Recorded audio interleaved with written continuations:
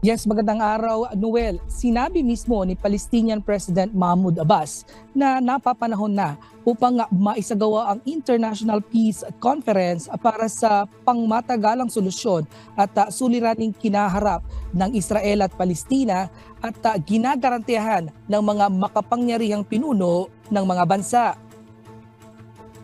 Nananawagan din ito para sa agarang pagwawakas ng tumitinding giyera sa Gaza dahil sa all-out war ng Israel Defense Force.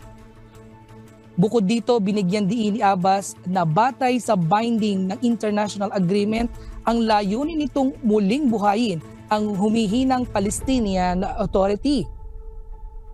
Ito ay sa pamamagitan ng pagpapatupad ng matagal nang hinihintay na reforma at pagsasagawa ng presidential at parliamentary election.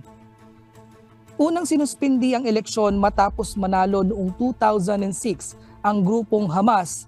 Kinalaunan kasi ay itinaboy palabas ng Gaza ang Palestinian Authority. Samantala, Noel, ayon sa US senior official, ang ideya ng International Peace Conference ay natalakay sa iba't ibang kasapi nito. Gayunman, ang nasabing panukala ay nasa paunang yugto pa lamang. Balik sa iyo, Noel. Yes, Jeffrey, kamusta naman ang humanitarian situation sa Gaza? Noel, dahil sa patuloy na sigalot at intense ground defense ng Israel Defense Force, masasabing walang ligtas na lugar ngayon sa Gaza dahil sa kabi-kabilang pambobomba.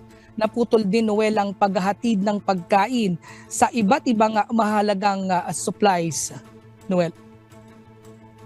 Oo nga, medyo mahirap na situation. Jeffrey, sige, maraming salamat sa iyong update. Jeffrey Reyes mula sa Grand Prairie, Canada.